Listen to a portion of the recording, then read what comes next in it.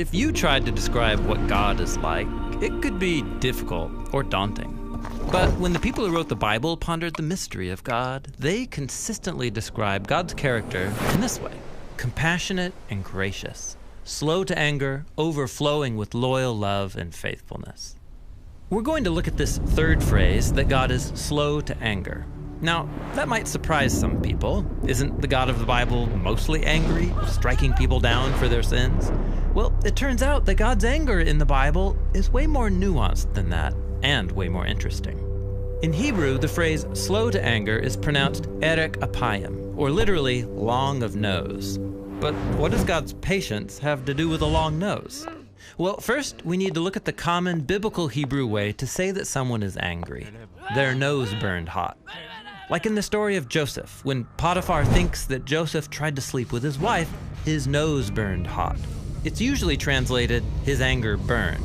It's describing how your body, especially your face, gets hot when you're filled with anger.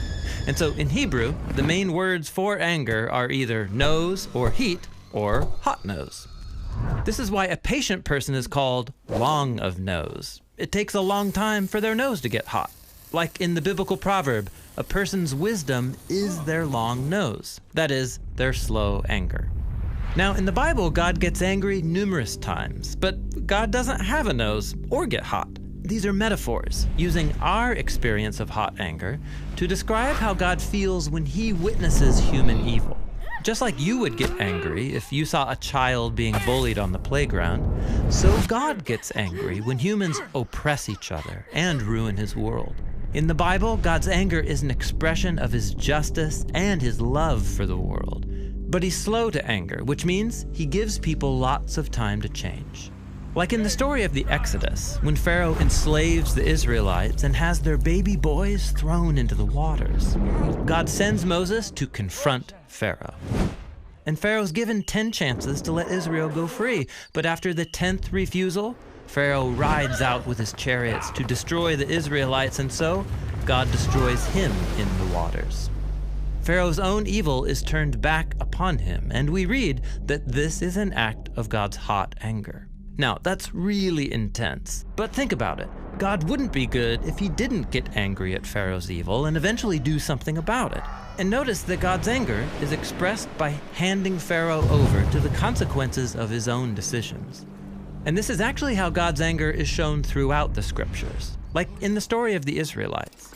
Over and over again, for hundreds of years, they betray the God who rescued them from slavery. And though he gives them many chances to turn around, they keep giving their allegiance to the gods of other nations. And each time we read that the hot anger of God burned against the Israelites. But notice what always follows. God gave them over into the hands of their enemies.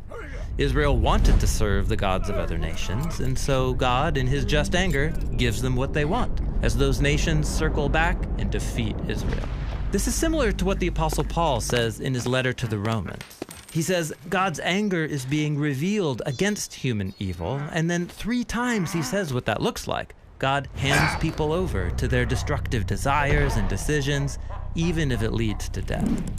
But Paul also says God is patient, giving people time to come to their senses and change. Because remember, God's anger is a response to human evil, and it's based on a deeper character trait, his compassion and his loyal love. God is not content to let people sit in their own self-destruction. In the Bible, God's on a mission to rescue. This is why Jesus said that he was going to Jerusalem to die, as a demonstration of God's love for his enemies.